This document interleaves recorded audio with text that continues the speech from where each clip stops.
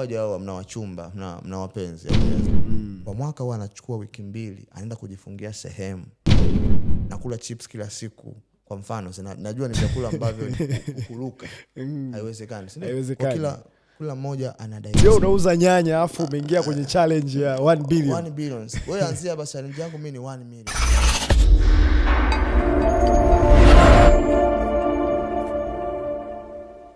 Uhali gani mpenzi mtazamaji wa Dynamic Talks podcast. Kwa mara nyingine tena tumerejea na tumepata fursa ya kukaa pamoja na moja kati ya waandishi wa vitabu na mwalimu wa maendeleo binafsi, wanaita personal development coach. Huyu si mwingine, anaitwa Abel Ngeleja. Karibu sana uweze kufuatilia mwanzo mpaka tamati ya segmenti hii muhimu sana, ambayo tutakuwa tunaangalia namna gani malengo sahihi na malengo ambayo yanafikika yanaweza yakaamua mafanikio yako ndani ya mwaka.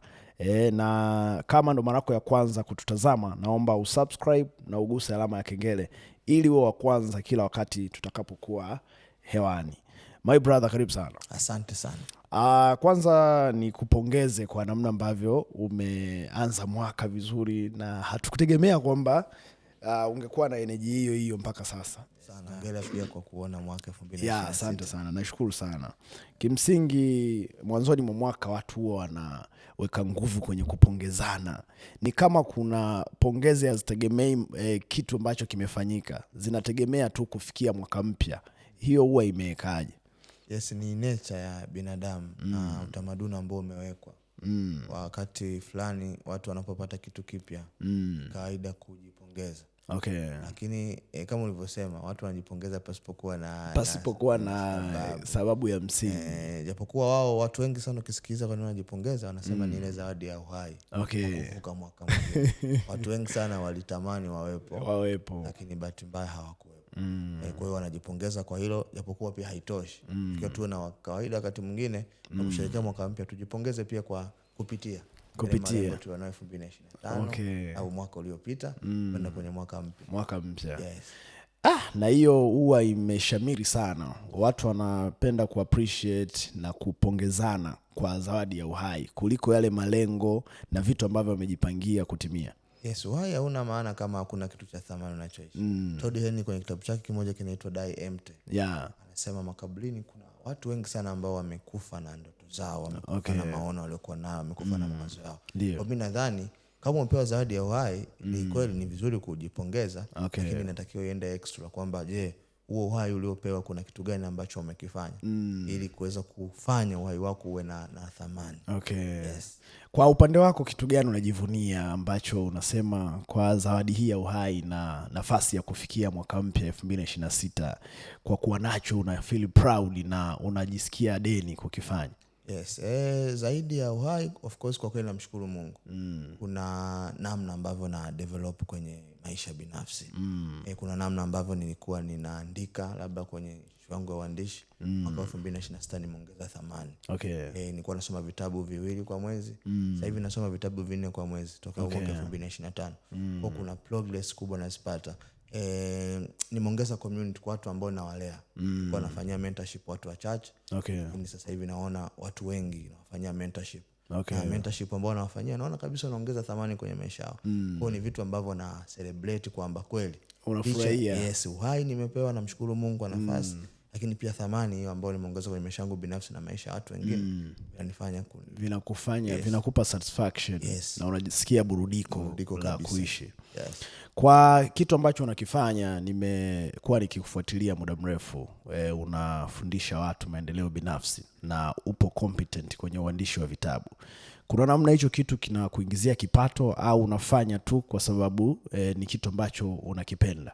Yeah, of course vitu vile vyote vinaingia. Japokuwa kwenye kipato kwa sio sana. Yes, lakini kwenye maana kupata ule utulivu na kutosheka kwenye nafsi. Yes, kwa sababu wote tunafahamu kwamba kila mmoja hapa duniani ameumbwa na task fulani ambayo atakuwa ifanye. Yes, sasa unapoifanya ile task inakupa furaha, inakupa satisfaction, inakupa utoshelevu. Of course mimi ninafaidika zaidi na kazi zangu ninazozifanya kwa maana ya kupata ile satisfaction Nikaona mtu kajifunza, ka develop, kaenda sehemu moja ambao hakuwepo before kutokana na kile ambacho Mungu amenijalia. Kwangu napata certification zaidi. Kwa kusema kweli kwenye biashara ya uzaji wa vitabu bado haijaanza kutulipa kwa katika level ambayo tunaweza tukasema kweli yes, tunapata kitu kikubwa.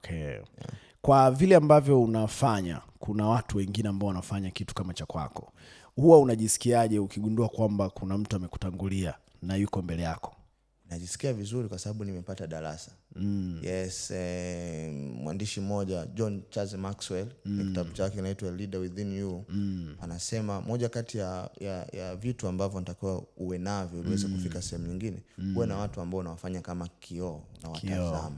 Yes, wanavyofanya. Kwa mimi naamini kwamba wakiwepo watu ambao wamenitangulia, nafurahi kwa sababu kila mmoja kama nilivyotangulia kusema, kila mmoja ana task ya kuifanya. Na kwenye hiyo task kila mmoja ana nafasi yake. Yes, kwa hiyo wale wanitangulia nawafanya kama darasa, lakini pia ninafurahi kwa sababu wamekaa kwenye maeneo yao. Yes, kwa hiyo ninapokuja mimi, maana yake na mimi nitakaa kuna eneo langu tu ambalo specific. Kuna watu ambao napaswa kuwahudumia. Yes. Haikusumbui ukiona kwamba kuna maeneo wanaingia deep zaidi ambao ulitamani kuyafanya kwa ubora?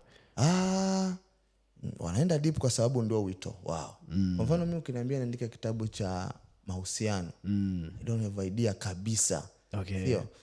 Naamini kwamba Mungu hajanitia huko kwenye hilo eneo. Lakini ukiniambia niandike kitabu cha hamasa, motivation, eneo ambalo of course ukiongea na mimi umekata tamaa, utashawishika kwa sababu ni eneo ambalo na strength nalo. Sasa mimi huwa si nani sana kwa sababu najua pale walipoishia au pale walipoelekea ndio ilikuwa sehemu yao. Kwa na mimi ninayo sehemu yangu ambayo of course natakiwa nifanyie kazi vizuri ili watu wapone kwenye hilo eneo. Yes. Bwana, mwanzo wa mwaka kuna prokushani nyingi. Watu wanaingia mistuni kuseti malengo, watu wanaandika vitu vingi, watu wananunua diary. Kwa ufupi, watu wako excited kutimiza vitu kadhaa ndani ya mwaka mzima. Unafikiri ni kitu gani ambacho watu wanakosea mwanzoni kabisa mwa mwaka, hasa wiki za kwanza na mwezi wa kwanza wa mwaka mpya? Yes. Kama unavyojua tafiti zinasema 25% ya watu ambao wanaandika malengo, of course wanaandika malengo, wale wanaokuwa na malengo mwanzoni mwa mwaka waga wanaachana hayo malengo baada ya wiki 2. Lakini 50% nyingine 50 baada ya miezi 6 wanakuwa sio 50%, 60 baada ya miezi 6 nao wanaachana kabisa na wanaachana nayo. Sababu nini? Sababu moja hapo, nikirudi kwenye msingi wa swali lako, watu wengi wanapanga malengo lakini hawajui namna ya kupanga malengo yao. Yes, mtu tu anaandika malengo. Unajua kuna tofauti kati ya wishes tusemeje Kiswahili? Ni kama matakwa anayoyatamani, pengine matamanio na malengo. Sasa matamanio ni vile vitu ambavyo unatamani, tunaandika nataka niwe nataka niwe na pesa, natamani kujenga, natamani kujenga nyumba gani, natamani kuoa, natamani kuoa mwanamke wa aina gani, unatamani kujenga nyumba ya aina gani, fedha hiyo nyumba unatamani kujenga itagharimu kiasi gani, pesa za kujenga hiyo nyumba utazitoa wapi. Watu wengi wanaandika malengo pasipo kujua ni namna gani ya kuandika malengo yao kwa usahihi. Malengo yanapaswa yaambatane na vitu kadhaa. Moja, malengo yako kwanza napaswa uyaandike. Hicho kitu mama cha kwanza. Yes, usiandike malengo kichwani. Grant Trust anasema here is the secret of success, think on paper. Hii ndio siri ya mafanikio. Anza kuandika malengo yako kwenye karatasi. Unapoandika unapata faida gani? Unafanya malengo yawe tangible, yawe yanayoshikika, yawe sehemu yako. Ni kama unaweka commitment kwamba ninapoandika hapa, hichi ninachokifanya kinakuwa sehemu yangu. Lakini pia wanasema subconscious mind, ambao ndo sehemu ya akili inayofanya watu tutende, huwa inatengeneza picha ya action pale unapoandika. Kwa hiyo kitu cha kwanza, andika malengo yako. Unapoandika malengo yako, andika pia ni unataka hilo lengo liwe kwa namna gani. Kwa mfano, unataka kuwa na uhuru wa kifedha. Ukiandika tu nataka kuwa na uhuru wa kifedha, hilo sio lengo. Bado unasema nataka niwe na uhuru wa kifedha kwa maana nataka nimiliki kiasi fulani. Taja figa kwa mwaka. Kwa lazima malengo yako yawe yanaambatana na figa fulani ya hilo lengo ambalo unataka kulitimiza. Jambo lingine lazima uorodheshe ni kwa namna gani ambavyo utalitimiza lengo. Vitu gani unavihitaji? Kuna vitu ambavyo lazima uwe navyo ili vikusaidie kulitimiza lengo. Nataka niwe na uhuru wa kifedha, nimiliki milioni 100 mwisho wa mwaka 2026. Ninazipataje? Moja, nitaanzisha biashara. Biashara gani? Kwa lazima uandike vitu vinavyohitajika wewe kusaidia kutimiza hiyo lengo. Kuna watu wanahitaji wa kusaidia kukupush. Unapata vipi? Kuna maarifa unayahitaji kwa sababu kumiliki milioni 100 tu au kutimiza lengo fulani lazima kuna vitu ujifunze. Lazima, Yes. Jambo lingine, watu wanaandika malengo basi kuwa na deadline, ukomo. Mtu anaandika nataka mwaka huu niwe labda milionea. Wanasema kisaikolojia unatakiwa stage specific time and date. Andika kabisa tarehe, kwa leo tarehe hii na hii, inapofika labda tarehe 31 mwezi wa 12 mwaka 2026. Na andika kabisa na muda saa 5 labda saa 5 na dakika 59 nataka kufanya hivi. Yes. Jambo lingine, yapo mengi lakini lingine la mwisho kwa kusummarize, watu wengi pia hawana tabia kupitia malengo yao. Mtu akishaandika malengo anafunga diary, anaiacha. Sasa ni ngumu sana kujipush. Tunakuwa kwenye dunia ambayo ina vitu vingi. Kwa lazima tuwe na utaratibu wa kuvisualize, kutazama yale ambayo tumeandika na tunataka tuyafanye. Na faida kubwa ya kuyaangalia malengo yako mara kwa mara, yanakupa energy, yanakupa motivation, yanakupa sababu ya kufanya. Ukienda mimi sehemu nao lala chumbani kwangu, nimebandika vikaratasi vingi sana vya malengo yangu. Kwa kila asubuhi ninapoamka najimind, unajikumbusha napaswa nifanye hiki na hiki na hiki. Kwa hiyo akili yangu inakuwa inayaweka yale malengo kichwani. Kwa kila wakati nikikaa, niko kwenye daladala, niko kwenye shughuli zangu, ninawaza, nina focus kwamba na malengo yangu. Lakini pia jioni ninapotaka kulala, ninapitia yale malengo yangu. Inanisaidia kuwa sehemu ya akili yangu, kwa hivyo napata motivation ya kuyatimiza. Inakuwa inakusaidia kujua unahitaji nini, umefikia wapi, umtafute mtu aina gani. Lakini kwenye eneo la kupanga malengo, nimeona kuna watu wanatangaza malengo. Nataka kwenye podcast hii utuweke bayana kwamba ni vizuri malengo kuya-expose, yawe open kwa kila mtu, au kuna faida ya kuyaweka private? Sasa sio sawa kuexpose malengo yako kwa kila mtu. Sio sawa. Kwa sababu dunia tunayoishi na vitu vingi. Na tukumbuke mafanikio yote yanaanzia rohoni, spiritual.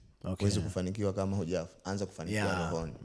Sasa ukisoma maandiko matakatifu, kwenye kitabu cha Waamuzi kuanzia ile sura 13 mpaka sura 15, utakutana na story ya mtu mmoja anaitwa Samsoni na Delila. Mungu anapotuumba anatupa potential na kila kitu kikubwa sana kwenye maisha yetu. Kila kitu ambacho hicho kitu ndio kitatusaidia kuja kusurvive hapa duniani. Lakini katika ile kozi ya maisha kuishi, shetani ambaye ni adui hataki tufanikiwe, anatengeneza mambo ambayo yatahakikisha sisi yanatuharibu. Na mambo hayo mara nyingi yanakwenda kuzuia strength ambayo iko ndani yetu. Ukipata malengo fulani kwenye kichwa chako, si ya kwako, yako existed. Mungu anataka kupitia malengo yako ufanye jambo fulani, utimize sababu ya kuwepo duniani. Unafikiria kuwa tajiri kwa mfano, pengine kupitia utajiri Mungu anataka kuna vitu vitapushiwa kupitia kuwa tajiri. Sasa shetani ana tabia ya kutuma wapelelezi, kama Delila alivyokuja kwa Samson.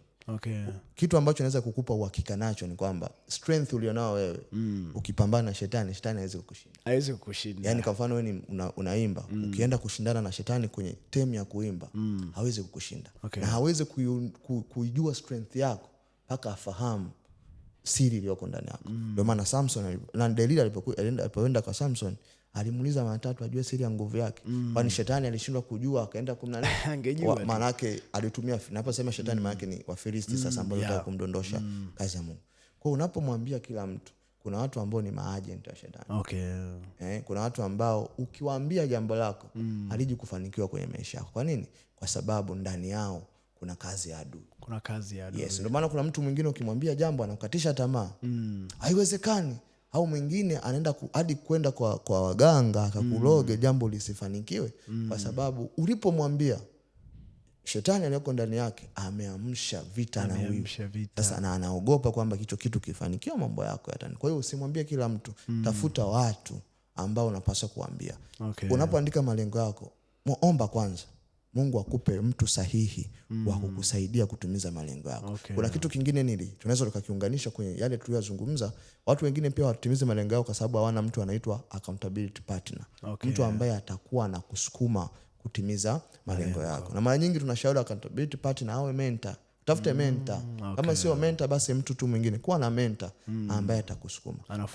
Anakufuatilia kila wakati. Itakupush. Kwa hiyo usimwambie kila mtu malengo yako. Tafuta mtu sahihi wa kumwambia, kwa sababu kuna watu ambao utawaambia malengo yako sio sahihi, wataua lengo lako kwa sababu ndani yao wana roho ya kukuzuia wewe usisonge mbele. Na kwa maana hiyo huwezi kufanikisha kwa sahihi. Ndio maana hata kwa mfano mtoto akizaliwa siku zile 40 za kwanza kuna siri unatakiwa mwanao umzuie asionane na kila mtu. Kwa nini? Kwa sababu siku 40 za kwanza adui ana uwezo wa kukichukua kila ambacho kimewekwa ndani ya mtoto. Kwa wanakuja pale maagent wa shetani. Akimwangalia tu hivi mtoto anaondoka. Yes, ndio maana siku 40 za kwanza very important.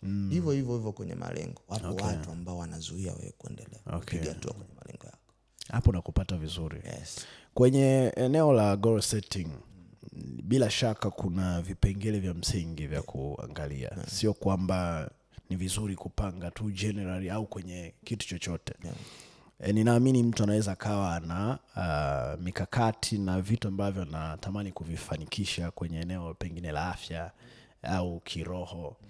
Natamani umsaidie mtu mmoja. Kuna maeneo gani ya msingi ambayo mwanzoni kama sasa anaweza kaya chambua moja baada ya nyingine na ifikapo Disemba akapata matokeo? Yes, kuna mtu mmoja anaitwa Robert Greene.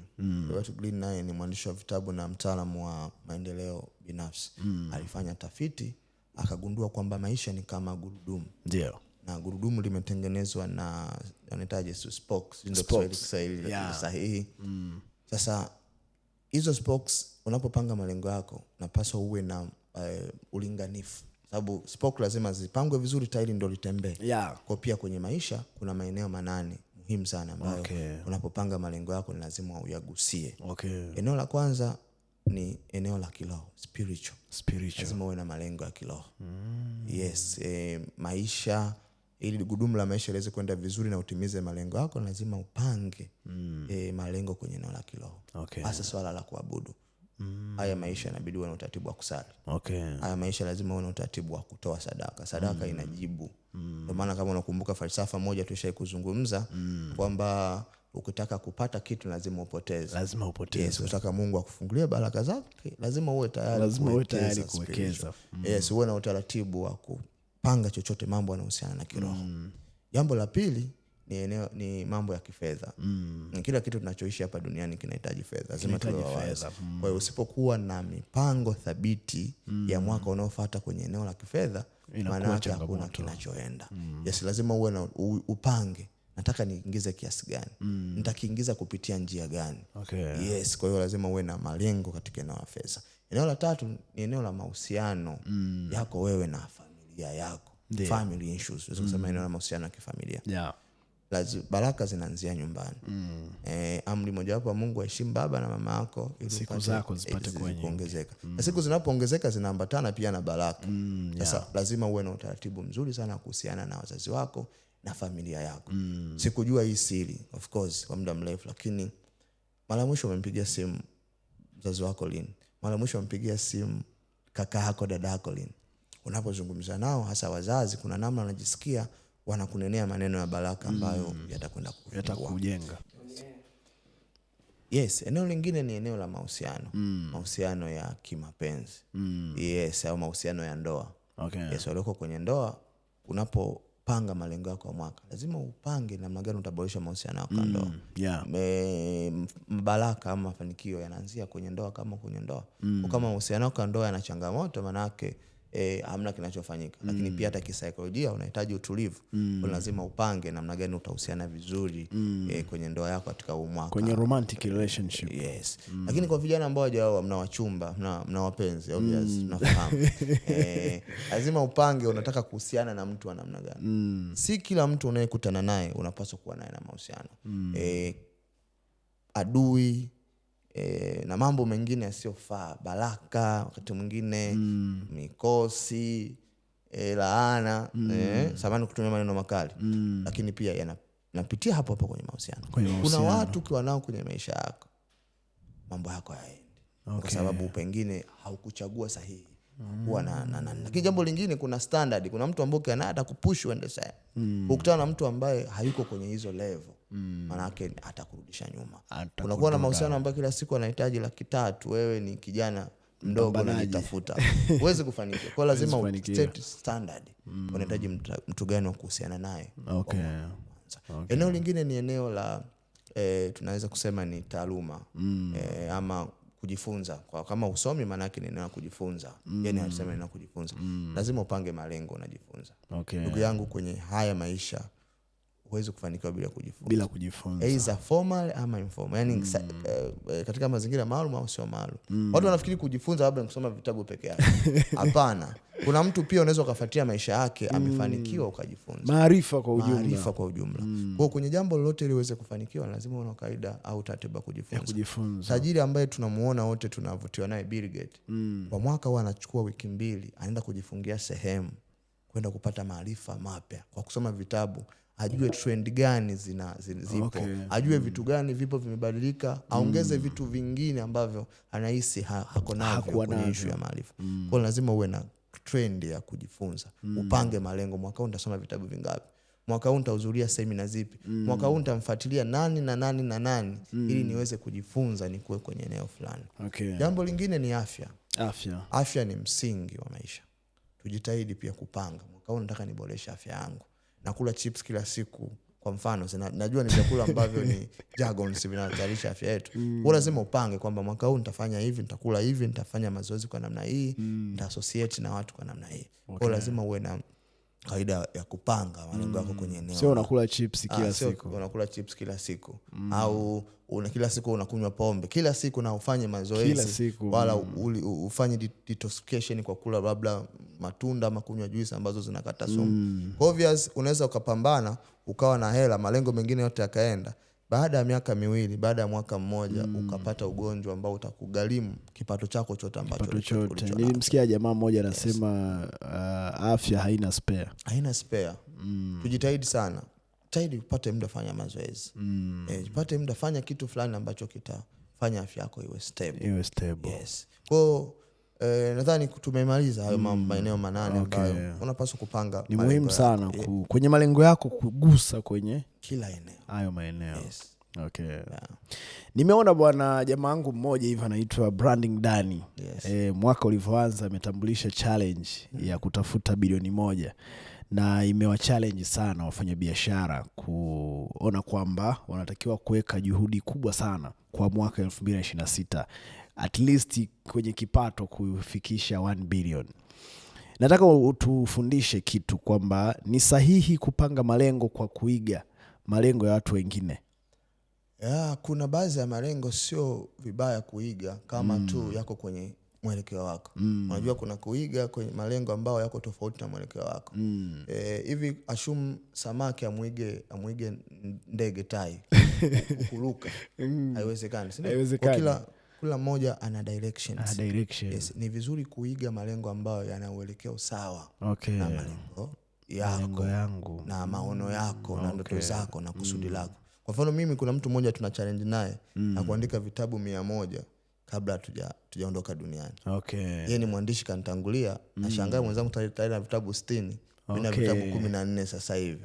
Lakini ni challenge nzuri na mwiga tunapambana. Kisha naambia rafiki yangu kufa tujue tutakufa lini, lakini walau kwenye miaka 50 pale tukifika, kama Mungu atatujalia uhai, kila mmoja ameandika vitabu 100. Ni challenge ambayo mimi nimeiga na ninaifanya. Kwa hiyo alichokifanya huyo rafiki yako ni a good challenge. Lakini unaweza ukaiga kama tu na wewe una mwelekeo huu ambao yeye yuko nao. Sio unauza nyanya afu umeingia kwenye challenge ya 1 billion. 1 billion. Wewe anzia basi challenge yangu mimi ni 1 million for this year, kwa sababu mwaka jana nilipata 700,000. Sasa nendana na challenge, iga malengo lakini yawe ndani ya uhalisia wako. Yawe realistic. Ni malengo ambayo unaweza kuyafikia. Una rasilimali ambazo zinaweza zikafikia hapo. Yes, ndio hiyo nimesema mfano samaki anaweza kuiga kuluka kwa tai, haiwezekani. Haiwezekani. Samaki yeye atasema mimi nitaongeza speed yangu ya kusafiri kwenye maji. Kwa hiyo tuige malengo ambayo yanaenda kwenye uelekeo wa malengo yetu na ambao pia ni halisia tunaweza kuyatimiza. Yes. Kwa hiyo maana yake ni kwamba ni huu msemo unaosema kwamba jitahidi kuweka malengo ambayo wewe mwenyewe ukiangalia unayaogopa. Huwa inamaanisha nini? Inamaanisha kwamba uweke malengo ambayo yatakusukuma zaidi ufanye kikubwa. Lakini sio kikubwa kupita kiasi. Dream big lakini dream zaidi ya ukubwa. Yaani ndio unaanza leo unapanga kwamba nataka ninunue ndege mwaka huu. Umeanza biashara leo. Unauza nyanya kama ulivyotolea mfano. Biashara ambayo ukifanya vizuri unafanikiwa. Lakini sio kwa kusema in this year ndio unaanza biashara. Uwe utengeze bilioni 1 kupitia biashara yako ya kuuza nyanya. Obviously utafanikiwa kwa sababu ume dream big lakini big than capability yako. Panga malengo makubwa yanayokuogopesha lakini yawe ndani kwanza ya uhalisia wako. Na njia na kama unaweza ukayakatakata. Unaweza kuwa na dream ya 1 billion lakini is step by step. Kwa unaweza sema mwaka huu wa kwanza naanza nataka tengeze milioni 1 baada ya muda fulani hivyo. So dream big but not beyond your capability.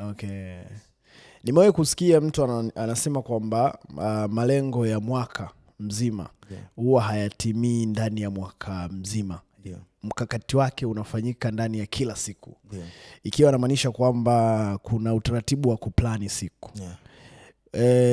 Sijui kama umewahi kusikia kitu cha namna hii. Yes, nishawahi kusikia na leo nitashare. Swali lako litanifanya ni share na watu siri ambayo of course imebadilisha sana kwenye mambo mengi. Nibadilika kusoma kitabu kimoja kinaitwa 5am Club. Andikwa na Robin Sharma. Mle ndani ameintroduce kwanza msingi wa kile kitabu anahamasisha umuhimu wa watu kuamka mapema ili wa plan siku yao. Kutokana na tafiti ambazo amezifanya wakati anaandika kitabu na kuangalia maisha ya watu waliofanikiwa, aligundua kwamba watu wote waliofanikiwa wanaamka saa 11 alfajiri. Saa 11. Ndio maana kitabu kinaitwa 5am Club. Yes. Na sasa kwenye kitabu kuna discussion. Na nilikuwa kuna watu wengine nikuwafundishaga pia kwamba tunatakiwa tuamke saa 11 anakuwa na discussion. Kwa ajili ya kufanya nini? Kufanya nini? Naenda wapi? Yes. Saa 11 ule ni muda muhimu sana kuweza kuplan siku yako. According na kile kitabu anasema unapoamka ile saa 11 unatakiwa observe kanuni inaitwa 20 20 20. 20 hizo ni nini? Ni dakika. Unapoamka saa 11 kamili, dakika 20 za kwanza unatakiwa uzitumie kumshukuru Mungu kwa kukupa uhai na sababu ya kuamka. Yes, wewe hauna garantia ya kuamka. Kwa lazima umshukuru Mungu kwamba Mungu asante kwa kuniamsha, lakini pia utumie huo muda kuweza kupeleka maombi yako kwa Mungu. Kwamba tunachauliwa usiku kabla ya kulala tuwe tumeplan siku yetu. Na tunapoplan siku yetu maana yake tunaiplan kuangalia malengo yetu. Yes, kwamba na lengo fulani nataka kila nitengeze milioni 1 kwa mwaka. Umeshaigawanya kwamba kila mwezi natakiwa nitengeze kiasi gani. Lakini umeshagawanya kwamba kila siku natakiwa nitengeze kiasi gani. Kwa usiku una plan kwanza kesho labda ni 10,000 kila siku. Naipataje 10,000? Usha plan usiku. Kwa hiyo unapoamka asubuhi dakika 20 za kwanza, naomba Mungu akufungulie njia.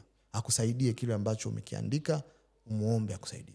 Lakini dakika 20 hizo pia unatakiwa upate muda wa kujinenea maneno chanya ya kutia moyo. Amka asubuhi, angalia malengo yako, sema yes naweza kufanya. Kwa sababu nisikufiche, success inaanzia kichwani. Ukiamini huwezi kufanya kitu, unaweza kufanya kitu kwa udogo, kweli unakuwa mdogo. Yes. Then dakika 20 za pili unatakiwa ni special kwa ajili ya kufanya physical exercise. Fanya mazoezi kwenye afya sasa. Pata muda, mimi nimepanga chumba kimoja, wapangaje nipiga push up hata 10 20 zitakusaidia kufanya mwili wako uwe active. Fanya mazoezi, fanya physical activity yote ambayo itakutoa jasho. Baada ya hapo utaenda bafuni kuoga kwenye hizo dakika. Utatenga tu mazoezi dakika 10 15, enda bafuni kuoga. Dakika 20 nyingine za mwisho chukua muda sasa wa kusoma kitu kipya kama ni kitabu, lakini ndani hizo dakika 20 chukua muda wa kurudia malengo yako sasa yale. Usiku uliandika umeyaombea, lakini kabla hujatoka ndani, look at your goals. Yaangalie malengo yako kwamba na malengo 1 2 3 naenda kupambana. Inakaa kichwani na inakusaidia. Kwa hiyo we have to plan kila siku hatua moja ya kutimiza malengo yetu, na tusiwe na haraka. Maisha hayaendi hivyo, maisha kwa haraka hivi, speed, taratibu. Ili utimize malengo yako, unaweza kuwa wewe inakuchukua miaka 10 kutokana na ukubwa na potentiality ya malengo yako.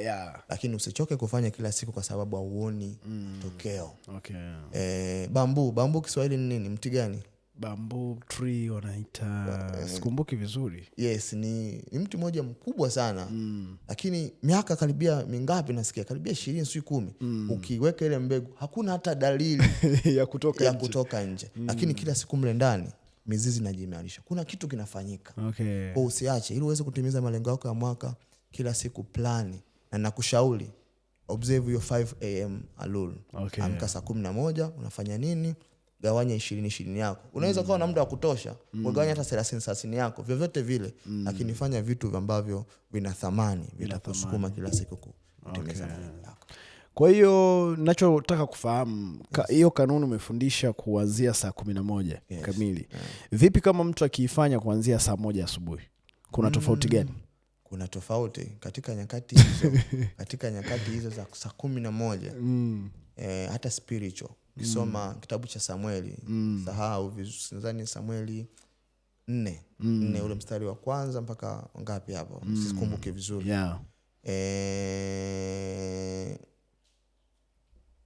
Wamezungumzia umuhimu wa kuamka alfajiri. Na pia Yesu kwenye moja ya teaching zake, nadhani kwenye Injili ya Marko au Luka, Samuel aliamka alfajiri akaenda kusali. Wanafunzi wake wakawa wanamtafuta, baadaye wakamkuta Yesu yuko anasali. Kwa nini Yesu akusali saa 1? Kwa nini Yesu akusali saa 6 usiku? Kuna nguvu ya asubuhi. Lakini unapoamka pia ile alfajiri, akili inakuwa imetulia, concentration inakuwa kubwa, unakuwa active. Wataalamu wanasema hizo zinaitwa victory hour. Yaani masaa ya ushindi, kwa sababu vitu vyote vinakuwa vimerelax, viko tayari kupokea kitu. Kwa hiyo tunashauri sana saa 11 na sio asubuhi, kwa sababu hiyo kwamba alfajiri ni wakati ambao unakuwa umetulia. Lakini tunaamini pia hata kwenye spiritual ni wakati ambao ukisali mbingu bado ziko wazi, zimefunguka. Ni imani sasa hiyo, ziko wazi. Kwa ndio maana hata Yesu ambaye Wakristo wanamfuata aliamka alfajiri kwenda kuomba. Kwa hiyo ni vizuri kuamka alfajiri kwa sababu hizo za kisayansi, lakini na sababu pia za kiroho. Kwa watu ambao sasa hivi kuna tendency ya watu kuchelewa kulala. Mtu analala saa 8, saa 9, wakati mwingine ana sababu za msingi. Kuna watu wanaingia kazini usiku, wengine wanakuwa wanafanya conversation fulani usiku, zinazowafanya wachelewe kuamka. Hao wanawezaje kupractice hiyo kanuni ya 20 ya saa 11? Sasa ili tuweze kuwasaidia kuplani, ni vizuri tujue daily routine yao. Kuna muda mwingine mzuri wa jioni. Unaweza tukamodify, kwa sababu hii kanuni unaangalia, unaweza twist. Japokuwa muda ambao ni recommended zaidi ni asubuhi. Kutokana na majukumu ya watu wanatofautiana na mambo ya utafutaji. Tukijua naogopa kujibu moja kwa moja, kwa sababu kila mtu ana ratiba yake. Kuna namna ambavyo tunaweza tukasaidia kuweza kuplan siku yake, na akaipata ile 5 am kama anaipata alfajiri, kwa kuobserve 2020. Na of course binafsi nilikuwa na tendency ya kulala usiku, muda mbaya. Ikabidi mwenyewe sasa nikae nianze kujifunza. Najifunza na program yangu inaitwa Program Your Life, na ya program maisha yangu. Sijaanza kuwafundisha watu kwa sababu nataka nione ambavyo itafanya kazi kwako. Moja hapo ni hiyo, kucontrol kuamka na control kulala. Sababu mimi pia kuna wakati majukumu yangu yananisukuma kweli kwenda muda mbaya. Kwa najaribu kuprogram my life, nitengeneze kanuni ambayo ukifanya kazi kwangu, naamini kwa watu wengine wengi pia naweza kufanya. Utakapokuwa tayari, nadhani kupitia hii podcast yetu hii tutashare na tutasaidia watu wengi sana kwenye episode nyingine. Mtazamaji ambaye unatufuatilia, nipo na Abel Ngereja. Kama nilivyomtambulisha awali, huyu ni mwandishi wa vitabu na amekuwa akiwajenga watu kwenye eneo la maendeleo binafsi. Na hapa tunachimba kinagobaga kuhusiana na malengo ambavyo ukiyaweka sawa na ukiyapanga kwa usahihi yanaweza kutimia. Natamani utufundishe kitu kuhusiana na namna ambavyo watu wanapanga malengo lakini wanaona kama muda hautoshi. Kuna wakati unakuwa una malengo mengi, lakini unaona kama ndani ya mwaka mmoja huwezi kufanikisha. Na watu wengine wanasemaga kwamba kuna malengo ya muda mfupi na kuna malengo ya muda mrefu. Nataka utupe tofauti. Kuna malengo yapi ambayo yanafaa kuwa ya muda mfupi na malengo yapi yanafaa kuwa ya muda mrefu? Sasa tukianza kwa naona hapo umeniuliza maswali mawili. La kwanza ni watu wanasema muda mfupi. Hakuna muda mfupi, of course. Wanaona muda mfupi kwa sababu wanajaza malengo mengi ambayo mengine hayana msingi sana. Hayana msingi sana. Kuna kanuni moja ni maarufu sana, kila mtu anaijua. 80-20. Okay. Kwenye 80% ya matokeo unayoyapata kwenye maisha yako yanatokana na 20% ya vitu ambavyo unavifanya. Okay. Hata nguo unazovaa, kuna nguo ambazo unazivaa kila siku kuliko nyingine. Kuna begi lakini kuna mashati mawili mpaka yanachanika. Kama mimi ile shati nimerudia tena kwenye podcast. Yes, ni shati ambalo pengine liko kwenye 20%. Ni shati ambalo unalipenda sana, linachukua 80% ya vitu vyako. Kwa hiyo kwenye uzoefu wangu wa kuwasaidia watu wengi wanaopanga malengo, wanakuja pale anakuambia mimi na malengo 20. Yote nataka niyatimize mwaka huu. Lakini naona haiwezekani. Nishauri nifanye nini? Kwambia orodhesha malengo yako. Akija kuja kuyaorodhesha, unakuja kugundua kati ya yale malengo 20 ambayo ameorodhesha, kuna malengo 4 au 2 ama 3 ama 1 ambalo akilifanya vizuri litampa matokeo makubwa kuliko kujaza malengo mengine mengi. Okay. Yes, kwa hiyo mara nyingi kwenye malengo ambayo unayaandika unaona muda hautoshi kwa sababu unaandika malengo mengi ambayo hayana msingi, na bahati mbaya sasa akili yetu ina concentrate sana kushughulika na malengo ambayo hayana msingi, tunaacha ambayo hayana msingi. Kwa hebu kaa mwenyewe kama unaweza uandike malengo yako. Fikiria kwa kina. Katika malengo ambayo nimeandika, chagua malengo yako 3 tu ya kuatimiza kwa mwaka huo ambayo unaamini kabisa atakupa matokeo makubwa. Na kama unapata changamoto, tafuta mtaalamu ukae naye akusaidie kuyachambua, kufanya uchambuzi. Yes. Lako la pili umezungumzia malengo ya muda mrefu na malengo ya muda mfupi. Inategemeana na unataka kwenda wapi. Unataka kuanzisha biashara kubwa yenye mtaji wa bilioni 10. Malengo yako ya muda mfupi pengine inaweza yakaanza kwamba mwaka huu nataka kwanza nianze kwa kuikuza biashara yangu ianze kuwa na mtaji wa milioni 5.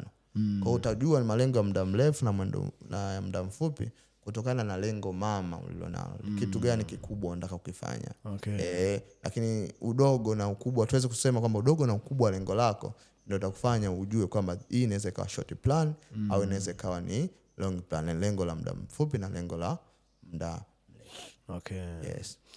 Unafikiri kwa nini watu wanashindwa kuwa na mwendelezo kwenye maisha? Mtu anakuwa na shauku ya muda mfupi ya kusimamia jambo, baada ya muda analiacha, au anakuwa anajua anachokitafuta lakini baada ya muda anaamua kuachana nalo kabisa?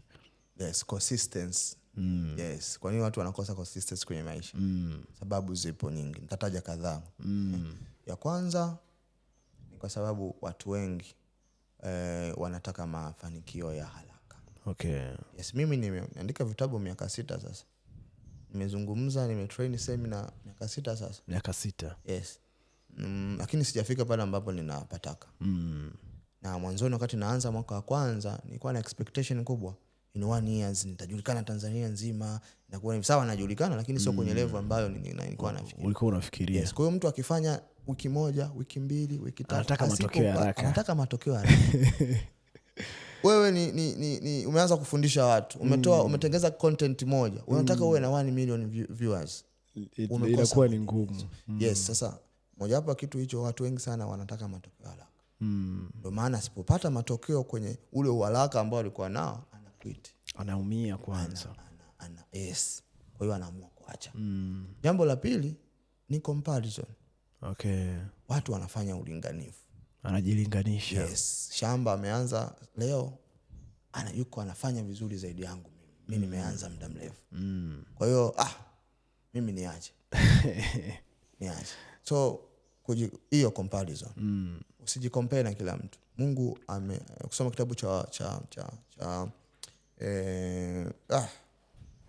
kama kwenye maandiko matakatifu kitabu cha Mhubiri 3:1. Kitabu cha Mhubiri 3 kuanzia 3:1 kwenda huko mpaka 10. Kila jambo na wakati wake. Ndio, kuna wakati wa kupanda na wakati wa kuvuna. Sasa wakati wa kupanda na kuvuna wa shamba au wa mwenzako ni tofauti na wewe. Kwa hiyo kuwa na hiyo kwamba usijikompare na mtu. Fanya kwa sababu kama unapata msukumo wa ndani, maana yake utapata matokeo. Sababu nyingine ya tatu, kwa nini watu wengi hawafanyi kwa mwendelezo, ni kwa sababu wanakosa watu wa kuwasimamia na kuwasaidia. Mentorship. Asikudanganye mtu. Wanakosa usimamizi. Mentor ni muhimu kwenye maisha yako. Akupush. Tafuta watu wanaitwa peers. Nishawahi kusema siku moja kwamba unahitaji watu aina 4 ya watu ili wakupush uwe na consistency. Uwe na mwendelezo. Ya kwanza unatakiwa uwe na mentor. Mlezi. Okay. Mtu ambaye ana uzoefu na hicho ambacho unakifanya. Yes. Tafiti zinasema unapokuwa na mentor unapunguza 9 ya 10 ya muda ambao ungeutumia wewe kufanikiwa kwenye kufanya hilo jambo. So unahitaji mentor. Okay. Watu wote wakubwa naoona wana mentors wao ambao wanaenda kuwafanyia consultation. Kundi la pili unahitaji kuwa na watu wanaitwa peers. Peers ni nini? Ni watu ambao wanafanya kitu unachokifanya wewe. Okay. Unapowatazama unapata motivation, wanakusukuma kila siku. Una namba za waandishi wenzao, kila siku unaona wametoa kitabu kipya. Wanasema sawa sipati matokeo, lakini wani wanafanya, let me do. Yes, jambo la tatu, kundi la tatu, kuna watu wanaitwa assistants. Watu wanaokusaidia. Hakuna mtu aliyekamilika duniani. Mimi ni mzuri kuandika, kuongea. I'm not good kwenye mambo ya graphics. I'm not good kwenye mambo ya digital. Hata nikirekodi mwenyewe nikikuonesha video nijirekodi kwenye simu yangu, utacheka. Kwa hiyo unahitaji watu ambao watakusaidia, watakusaidia kuziba mapungufu kwenye maeneo ambayo hauna ubora.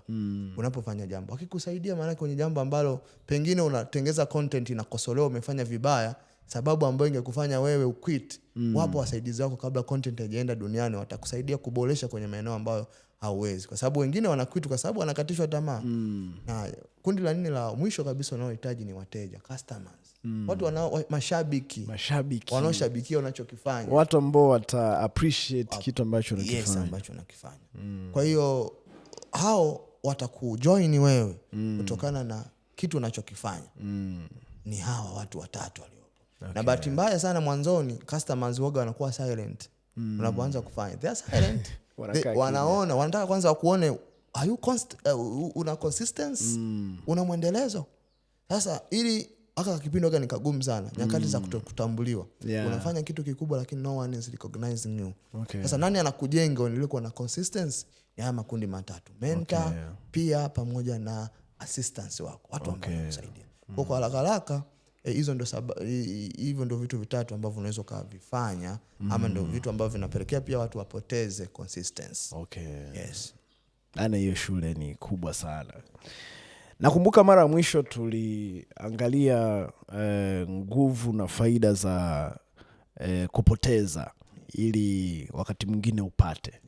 Na tukagundua kwamba watu wanasubiri kupata, kupewa, kuwa supported na kadhalika. Natamani tumalizie hapo kwamba kuna nguvu gani au kuna faida gani ya kutoa na kupoteza vitu kwanza ili mtu aweze kupata vingine. Yes.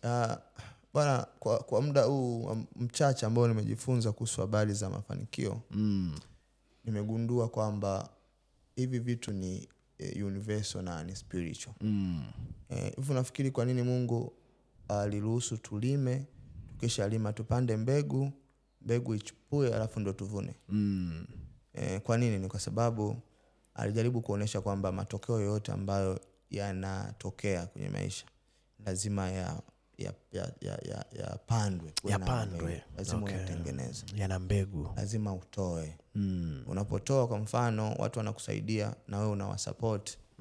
Unatengeneza kisaikolojia. Unatengeneza deni la wao kufanyia jambo lako vizuri. Kwa hiyo usipofanya kitu maana yake hakuna watu ambao watakusupport. Hujapanda mbegu. Lazima upande mbegu ambayo utatengeneza wajibu wa watu kuhakikisha kwamba jambo lako linafanikiwa. Kwa hiyo kama tunavyopanda mbegu kawaida baadaye ndio tunavuna, ndivyo ambavyo mafanikio yalivyo. Lazima upoteze fedha, uwekeze kwenye kitu ambacho unakifanya. Biashara inahitaji mtaji. Utaanza biashara bila maneno. Utaanza biashara kwa maneno. You need mtaji, ndio? Kama sio fedha, uwe na skills, uwe na kitu, knowledge, uwe na kitu chochote. Yes. Unahitaji maarifa ya kitu ambacho unakifanya. Lazima upoteze muda ujifunze. Ninakwambia take 4 hours for studying books kila mwezi. Napoteza muda kiasi gani? Ambao watu wengine kufanya vitu vingine, wengine kupumzika, wengine kulala. Lakini mimi napoteza. Kwa nini? Kwa sababu naamini nimeitiwa kwa ajili ya kuwapa watu wengine maarifa. Sasa ndawapaje watu maarifa wakati mimi mwenyewe sina maarifa? I should invest kwenye kitu ninachokifanya. Napanda mbegu maarifa, niwe vizuri kwenye maarifa ili mtu akinisikiliza ajifunze na akienda kuyafanyia kazi yale ambayo amesikia kutoka kwangu. Kwa sababu nimewekeza kujifunza, pia yamsaidie. Okay. Kwa hiyo ni lazima kabisa kupanda mbegu, kupoteza ili upate, kwa sababu ni universal. Sheria ambayo ipo, ambayo ina attract mafanikio. Okay. Yes. Bana, hiyo imekaa vizuri zaidi. Nafikiri unayetutazama hivi sasa, tunakushukuru kwa kufuatilia mwanzo mpaka tamati ya segment yetu ya kwanza kabisa, ambayo tulikuwa tunazungumza na mgeni wetu anaitwa Abeli Ngeleja. Na hapa katikati tumejifunza mambo mengi, na kuna mambo ambayo ungetamani kuyafahamu zaidi, na kuna yale ambayo unatamani tuyazungumzie zaidi kwenye episodi inayofuata. Tutafurahi sana ukituandikia hapa chini kwenye comments, na sisi tutakaposoma tutapitia ili tuweze kuyaleta zaidi na zaidi kwenye episodi zinazofuata. Kumbuka, mara baada ya kuzungumza kuhusiana na malengo, tutapata nafasi pia kwenye episodi inayofuata kuzungumza kwa nini unapanga lakini hayatimii. Kwa nini unapanga kila mwaka lakini uko pale pale? Tutapata nafasi ya kuchimba kwa undani na mtaalamu wetu Abeli Ngeleja. Kama huja subscribe, tafadhali fanya hivyo ili wa kwanza kupata somo jipya kila wakati tutakapokuwa hewani. My brother, sisi tukushukuru sana kwa segmenti hii ya kwanza. Nafikiri unaweza ukawashirikisha kama una digital products au vitabu ambavyo pengine wanaweza wakarecommend, wakaandika hapo chini kuvihitaji na wanavipata kwa njia gani? Yes, tuna vitabu vingi vizuri vya Kiswahili ambavyo vina reflect maisha yetu halisi, na ukivisoma vinaweza vikakusaidia. Cha kwanza, vitabu nimeweka kwenye makundi. Kuna wanachuo bando, sababu nimeitiwa zaidi mimi, huduma yangu ni kwa wanafunzi wa vyuo na vyuo vikuu. Ipo vitabu viwili. Cha kwanza kinaitwa Wewe ni Mteule, mwongozo wa kuishi na kutimiza malengo yako ukiwa chuoni.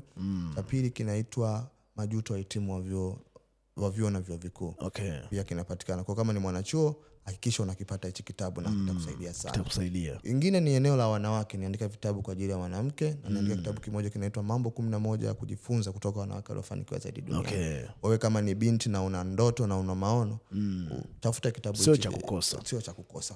Ingine nimeandika kitabu cha hamasa. Watu wanapitia machangamoto nyingi sana kwenye maisha. Wanakata tamaa. Wanachoka. Yes, nimeandika makala zaidi ya 20 kwenye kile kitabu zinazokupa sababu ya kutokata tamaa. Kitabu kinaitwa Inawezekana. Okay. Yes, na vitabu vingine vingi kama Kwa nini umezaliwa, inakusaidia kujua kusudi lako la kuzaliwa.